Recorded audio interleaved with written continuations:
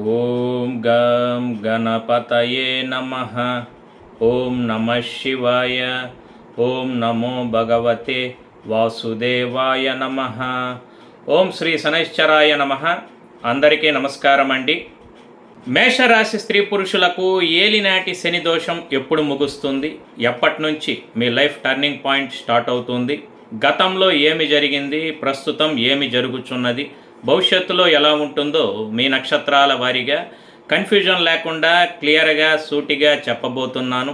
So video ఎక్కడా skip చేయకుండా చివరి వరకు చూడండి. వీడియో చివరిలో నేను చెప్పే స్పెషల్ అడ్వైస్ కనుక మీరు ఫాలో అయినట్లయితే మీ జీవితం ఆనందమయమవుతుందని ఖచ్చితంగా చెప్పగలను. ఈ వీడియో మీకు నచ్చితే ఒక లైక్ కొట్టి మీ ఫ్రెండ్స్ అండ్ రిలేటివ్స్కి షేర్ చేయండి. సరే, ఆలస్యం చేయకుండా వీడియోలోకి వెళ్ళిపోదాం. మేషరాశి అశ్విని నక్షత్రం 4 పాదములు, భరణి నక్షత్రం 4 పాదములు, కృతిక నక్షత్రం మొదటి పాదంలో జన్మించిన వారు మేషరాశికి చెందుతారు.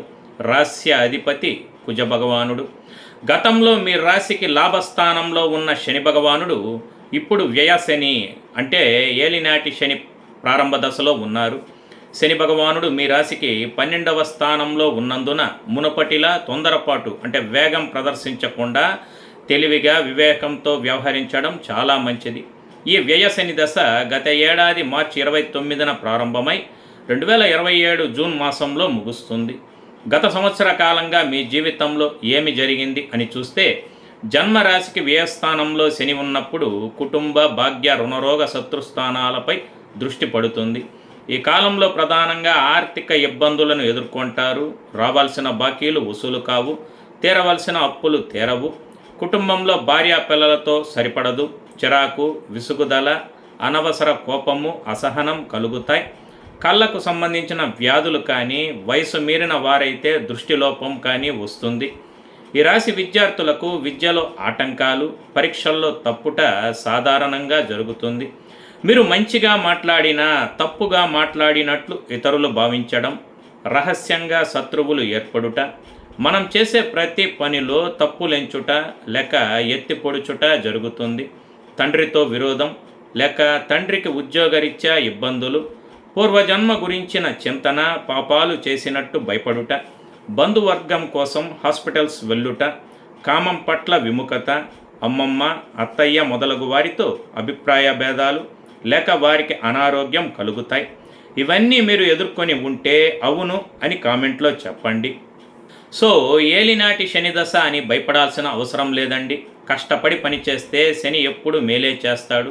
అంతేకాకుండా మీ జీవితంలో ఏలినాటి శని రావడం ఇది మొదటిసారి అయితే మీరు న్యాయబద్ధంగా ధర్మబద్ధంగా వ్యవహరించిన మీకొచ్చిన ఇబ్బందులంటూ ఏమీ ఉండవని గుర్తుపెట్టుకోగలరు.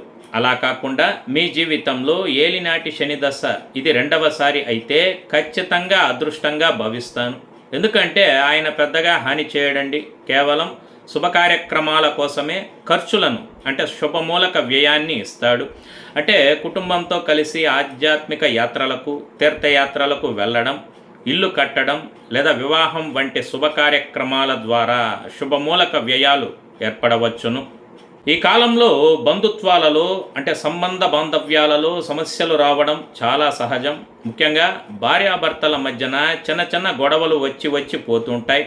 కాబట్టి సమస్యలు వచ్చినప్పుడు మీరిద్దరూ కూర్చొని ప్రశాంతంగా మనసు విప్పి మాట్లాడుకుంటే ఖచ్చితంగా మంచి పరిష్కారం అనేది లభిస్తుంది. శని గోచార కాలంలో మనస్సును ప్రశాంతంగా ఉంచుకోలేకపోతే కష్టాలనేవి పెరుగుతాయండి. కాబట్టి ఓర్పు వహించడం, సహనంతో ఉండటం చాలా అవసరం. మీ జీవితంలో ఏలినాటి శని రావడం ఇది 3వసారి కనుక అయితే ఖచ్చితంగా మీరు 60 ఏళ్ల పైబడ్డవారు అయితే ఆరోగ్యపరంగా జాగ్రత్తలు తీసుకొని ఇష్టదైవ ఆరాధన చేస్తూ పాజిటివ్ మైండ్ సెట్తో ఉండాలి. దీనికి సంబంధించి చాలా వివరంగా నేను గతంలోనే అంటే 2024 అక్టోబర్లో వీడియో చేసి ఉన్నాను. మీకు కుదిరితే వీడియో డిస్క్రిప్షన్లో లింక్ ఇస్తాను, క్లిక్ చేసి డీటెయిల్గా తెలుసుకోగలరు. మేషరాశి వారికి శనిగ్రహం వారి కర్మ లాభస్థానాలకు అనగా 10 మరియు 11వ ఇళ్లకు అధిపతి. ఇటువంటి పరిస్థితుల్లో శని మీకు చాలా ముఖ్యమైన గ్రహంగా చెప్పబడుతుంది. 12వ స్థానంలో శని సంచారం వల్ల వాహనాలు, భూములు కొనుగోలుకు చాలా అనుకూలమండి. పరిశోధన రంగాల వారికి ప్రోత్సాహకరంగా ఉంటుంది. విదేశాలకు వెళ్లేందుకు చేసే ప్రయత్నాలు చక్కగా ఫలిస్తాయి. ఆర్థిక విషయాల్లో ఆచితూచి వ్యవహరించాలి. ఖర్చులు కొంచెం అధికంగా ఉంటాయి. అన్ని పనుల్లో కొంత ఆటంకాలు ఎదురవుతాయి. ఆరోగ్యం పట్ల శ్రద్ధ వహించాలి. ప్రస్తుత సంచారంలో శని మేషరాశి నుంచి 12వ ఇంట్లో ఉన్నాడు. దీనిని వ్యయ మరియు నష్టాల స్థానంగా కూడా చెప్పవచ్చును. ఈ శని సంచారం అనేది మీ ఖర్చులను పెంచుతుంది. మీరు సంపాదించిందంతా ఖర్చు చేయాల్సి రావచ్చును. కాబట్టి మీ ఆర్థిక పరిస్థితి కొద్దిగా అస్థిరంగా ఉంటుంది. ఆర్థిక పరమైన సవాళ్లను ఎదుర్కోకుండా ఉండటానికి మీ ఖర్చులను అదుపులో ఉంచుకోవడం, పొదుపును పాటించడం, అలాగే అనవసరమైన వ్యయాలను నివారించడం వంటివి శని భగవానుడు మీకు ఒక పాఠంలా నేర్పుతున్నాడు అని అనుకోగలరు. శని భగవానుడు మీకు విదేశాలకు వెళ్ళే అవకాశాన్ని కల్పిస్తాడు. ఇది మీరు చాలా కాలంగా ఎదురు చూస్తున్న కోరికను నెరవేరుస్తుంది. మీ పనుల కోసం మీరు ఎక్కువగా శ్రమించాల్సి ఉంటుంది. మీపై పని ఒత్తిడి ప్రెషర్ అనేది ఉంటుందండి. మీరు విదేశీ మూలాల నుంచి ధనాన్ని పొందుతారు. మీరు ఏదైనా బహుళ జాతి సంస్థలో అంటే ఎంఎన్సీలో పనిచేస్తున్నా లేదా విదేశాలలో వ్యాపారం చేస్తున్నా మీకు మంచి ఆర్థిక ప్రయోజనాలు దక్కే అవకాశాలు కూడా విపరీతంగా ఉంటాయి. ఈ సంచారం మీ శత్రువులకు అంటే ప్రత్యర్థులకు ఏమాత్రం అనుకూలంగా ఉండదండి. అంతేకాకుండా సవాళ్ళను ఎదుర్కోవడంలో శని మిమ్మల్ని మరింత సమర్థుడిగా మారుస్తాడు. మీ అదృష్టాన్ని వృద్ధి చేసుకోవడానికి మీరు నిరంతరం ప్రయత్నిస్తూనే ఉండాలి. దాంపత్య జీవితంలో అంటే మీ వైవాహిక సంబంధాలలో కొన్ని ఒడిదుడుకులు ఉండే అవకాశం ఉంటుంది. ఈ కాలంలో మీరు మీ ఆరోగ్యం పట్ల కొంత ప్రత్యేకంగా శ్రద్ధ వహించాలి. అజాగ్రత్తగా క్రమశిక్షణ లేని జీవితాన్ని గడిపితే మీరు వ్యాధుల బారిన పడే అవకాశం ఉంది. అలాగే మీరు హాస్పిటల్స్ చుట్టూ తిరగాల్సి రావచ్చును. అంతేకాకుండా ఆరోగ్య కారణాల రీత్యా చాలాసార్లు ధనము ఖర్చు చేయాల్సి ఉంటుంది. ఈ ఏడాది జూలై 27 నుంచి డిసెంబర్ 11 మధ్యకాలంలో రేవతి, ఉత్తరాభాద్ర నక్షత్రములలో శని వక్ర సంచారం వలన ఆర్థిక పరిస్థితి అయితే కొంత మెరుగుపడుతుందండి. పట్టుదలతో ప్రయత్నించి అనుకున్న లక్ష్యాలను సాధిస్తారు. ఈ కష్టకాలంలో సహనంతో విజయము, వ్యాపార అవసరాల కోసం తమ కంటే తక్కువ స్థాయి వారితో స్నేహము చేయాల్సి రావచ్చును. సినీ రాజకీయ రంగాల వారికి ప్రోత్సాహకరంగా ఉంటుందండి. రాజకీయ పరంగా తగిన స్థానం కోసం ఇతర దేశాల నుంచి సంపద కోసం ఎదురు చూస్తారు. విదేశీ మిత్రుల ద్వారా అయితే ఆర్థికంగా బలపడతారు. అయితే ఎగుమతుల వలన కొంత నష్టము, కుటుంబ వ్యాపార నిర్వహణకు ఖర్చులు పెరుగును, మోకాళ్ళు పాదములకు కొంత అస్వస్థత, పనులు కొంత ఆలస్యమగును, ఆరోగ్యపరంగా క్రమేపీ స్వస్థత చేకూరును. వ్యయస్థానంలో శని, వ్యయశని అనగానే చాలా ఖర్చులను తెచ్చిపెడతాడేమో అని మీరు భయపడాల్సిన అవసరం లేదండి. ఇక్కడ శని ఉంటున్న స్థానం గురువు ఇల్లు కాబట్టి మీరే స్వయంగా శుభ కార్యక్రమాలకు శుభ వ్యయం చేయడానికి ముందుకు వస్తే వృధా ఖర్చుల నుంచి బయటపడవచ్చును. శని యొక్క దృష్టి 2, 6 అలాగే 9వ స్థానాలపై పడుతోంది. 2వ స్థానంపై దృష్టి పడటం వలన కుటుంబ అభివృద్ధి అనేది మరింత మెరుగ్గా ఉంటుంది. కుటుంబ ఖర్చులు కొద్దిగా పెరగవచ్చు. స్థలం కొనడం, ఇల్లు కట్టడం, కట్టిన ఇంటిని మరమ్మతులు చేయడం, సంతానం వివాహ కలలను సాకారం చేయడం వంటి వాటిపై మీరు దృష్టి పెడతారు. 6వ స్థానంపై శని దృష్టి పడటం వలన మీకు ఉద్యోగంలో మంచి పురోగతి కలగవచ్చు. ఇది శుభదృష్టి కావడం వలన మంచి అభివృద్ధి, మీరు ఆశించిన దానికంటే అధిక జీతము లభించవచ్చు. మీరు వేరొక చోటికి వెళ్ళడానికి లేక వేరే ఉద్యోగం కోసం ప్రయత్నిస్తూ ఉన్నట్లయితే అక్కడ ఇంతవరకు ఉన్న ఆటంకాలు, ఆలస్యాలనేవి ఈ కాలంలో ఇప్పుడు తొలగిపోతాయి. శని 9వ స్థానాన్ని చూడటం వలన పూర్వీకుల ఆస్తులలో సరైన వాటాలు మీకు లభిస్తాయి. మధ్యలో ఈ ఏడాది జూన్ 2026లో జరిగే గురు మార్పు ద్వారా గురువు 4వ స్థానానికి వస్తాడండి. గురువు ఉచ్చస్థితిని పొందుతాడు. ఉచ్చస్థితిని పొందిన ఆయన 10వ స్థానాన్ని చూడటం వలన నూతన వ్యాపారం ప్రారంభించే అవకాశాలన్నీ చక్కగా కలిసి వస్తాయి. ఈ ఏడాది డిసెంబర్లో రాహుకేతువుల మార్పు జరిగినప్పుడు మీ రాశికి 4వ స్థానాన్ని చూడటం వలన స్థలము, భూమికి సంబంధించిన విషయాలలో మంచి అభివృద్ధి అనేది ఏర్పడుతుంది. విదేశీ నివాస అవకాశాలు, విదేశీ మార్గాల ద్వారా ధనము పొందే అవకాశాలు స్పష్టంగా ఉంటాయి. ఇల్లు, స్థలము కొనే యోగాలు కలుగుతాయి. చాలా రోజులుగా ఇల్లు కట్టుకొని గృహప్రవేశం చేయలేకపోతున్నామే, ఇంట్లో శుభ కార్యక్రమాలు, మంగళ వాయిద్యాల సవ్వడి వినిపించడం లేదే అని ఆందోళన చెందిన వారందరికీ ఇప్పుడు ఒక అద్భుతమైన సమయంగా చెప్పాలి. శని భగవానుడు అన్ని విధాలుగా మేలు చేయబోతున్నాడు. ప్రతి శనివారం మీరు శని భగవానుణ్ణి ఆరాధించాలి, పూజించాలి, మనస్ఫూర్తిగా ప్రార్థించాలి. శని భగవానునికి సంబంధించిన స్తోత్రాలను పఠిస్తూ పూజించడం మంచిది. మీ రాస్యాధిపతి కుజుడు కాబట్టి ప్రత్యేకంగా మీరు తమిళనాడు రాష్ట్రంలో ఉన్న తిరుత్తని వెళ్ళి శ్రీ సుబ్రహ్మణ్య స్వామిని పూజిస్తే మీ బాధలు, మానసిక ఆందోళనలు, అనారోగ్యం తొలగిపోయి సంతోషాలు, సిరి సంపదలు కలుగుతాయి. శనేశ్వరుని వ్యవస్థాన సంచారం వలన ఒత్తిళ్లను ఎదుర్కొని క్రమశిక్షణతో అన్నిటినీ జయిస్తారు. మీ ఆలోచన అలాగే ప్రవర్తనలో చురుకుదనము, ఇతర దేశాలలో ఉద్యోగము, నివాస స్థానం సుస్థిరము చేసుకుంటారు. వృత్తి విషయాల్లో విదేశీయులతో భాగస్వామ్య సంబంధాలు, నమ్మకమైన వ్యక్తులతో వ్యాపారాలను కొనసాగిస్తారు.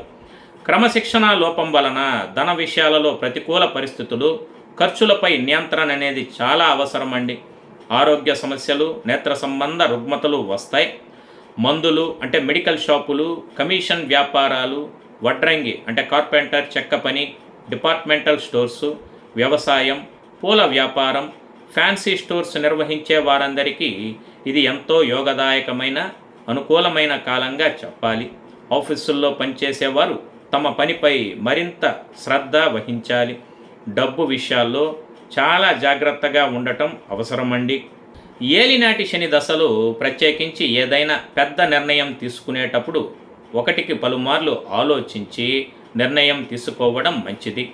వీలైతే పెద్దల సలహా తీసుకోగలరు.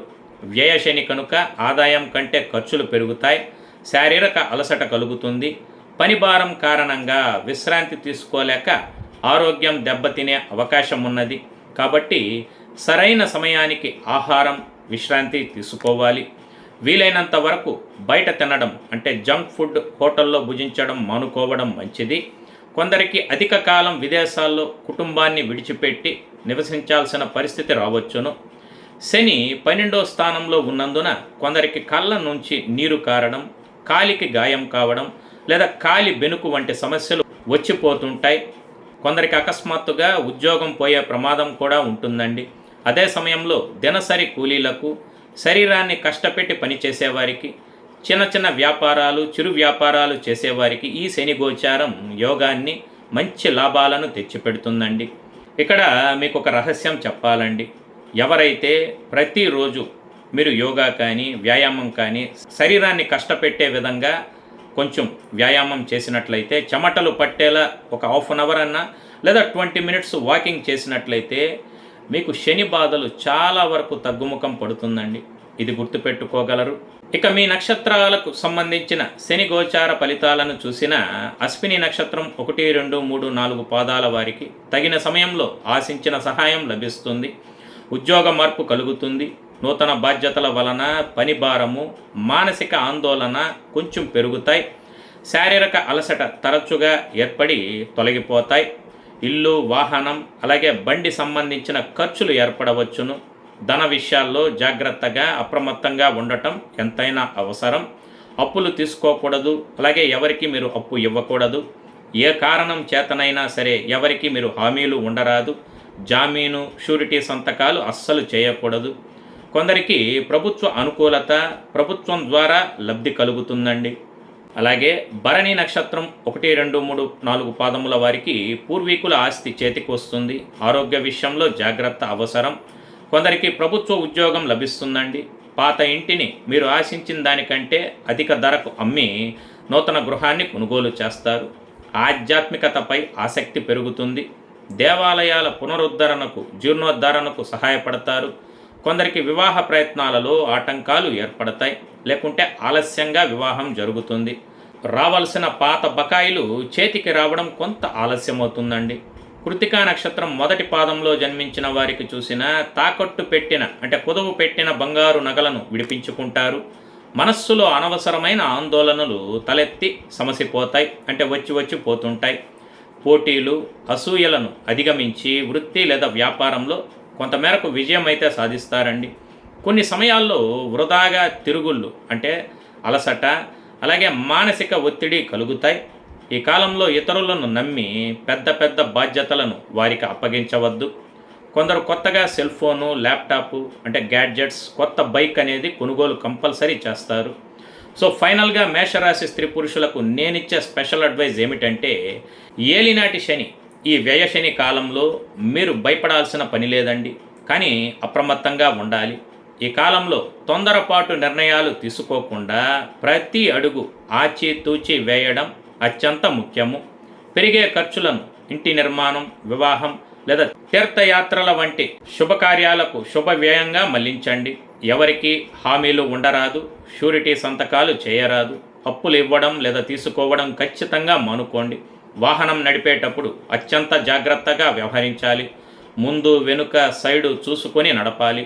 రాత్రి ప్రయాణాలు నిషిద్ధం. ముఖ్యంగా మీ సంతానం మేషరాశి అయితే స్పోర్ట్స్ బైక్ అస్సలు కొనివ్వద్దు. బైక్ నడిపేవారు హెల్మెట్ ఖచ్చితంగా పెట్టుకోవాలి. ఎందుకు చెబుతున్నా అంటే మీకేమైనా జరగాలని కాదండి.